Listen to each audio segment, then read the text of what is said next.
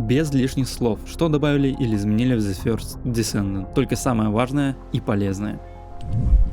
Начнем, пожалуй, с самого животрепещущего для многих. Это нерф Инес. Теперь она перестала пускать молнию через стены. Когда молнии попадают по препятствию, они исчезают. Также понизили все статы первого навыка, который как раз и пускает молнии, и четвертого навыка, который создает область электричества. Зато второй навык значительно улучшили. Если раньше билды Инес строились в значительной степени под первый навык, то сейчас гораздо чаще будут использовать второй. Тактика игры на Инес поменялась, но поверьте, она все такая же мощная. И совсем скоро вы увидите кучу билдов на нее. Если хотите, я тоже сделаю ролик с самым лучшим из них. Пишите в комментарии. Полный же список изменений Инес и других потомков я перевел, сделал удобную табличку и оставил вам в описании. Если в описании ссылки не работают, загляните в комментарии, там тоже есть. Кстати, насчет других потомков. Кто любит играть за мужских персонажей, поздравляю, это обнова для вас. Улучшили Лепика, Джейбера, Блэра само собой, потому что уже через пару недель выходит его супер версия, а также Эсьема, Энса, Киллана, Аякса, Кайла. Ну и про женских персонажей не забыли. Луна, Банни получили значительно улучшенные статы, а также Глей, но совсем немножко. Весь список изменений патча, включая баланс каждого потомка, я перевел на понятный русский язык с правильными названиями всех умений потомков и модификаторов. Можете перейти по ссылке в описании или в комментариях и самостоятельно все прочитать. В ролике же я показываю только самое главное. Дальше важная новость — это новое событие, которое уже доступно, приуроченное к выходу Супер Блэра. Появится он в игре 17 апреля. Самое важное, что можно получить в событии, это фотонный импринтер,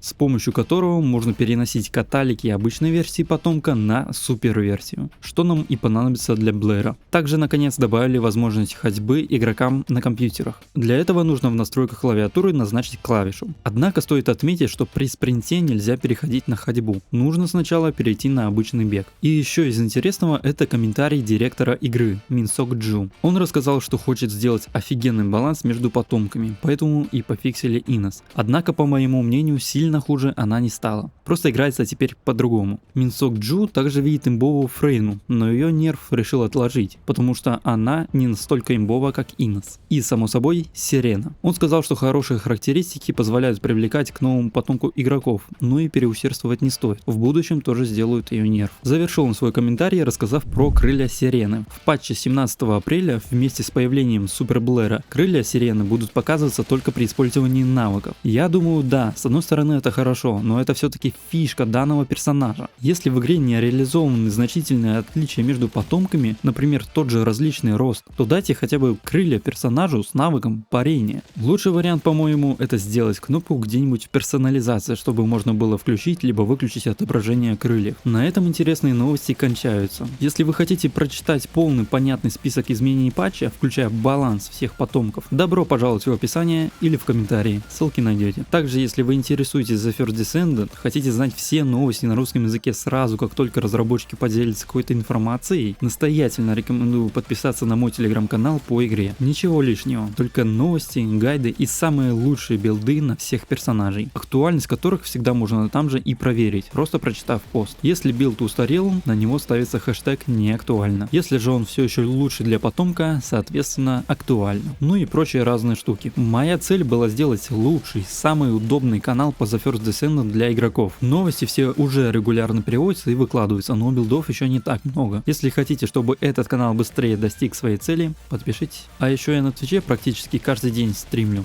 по вечерам. Ссылку тоже найдете.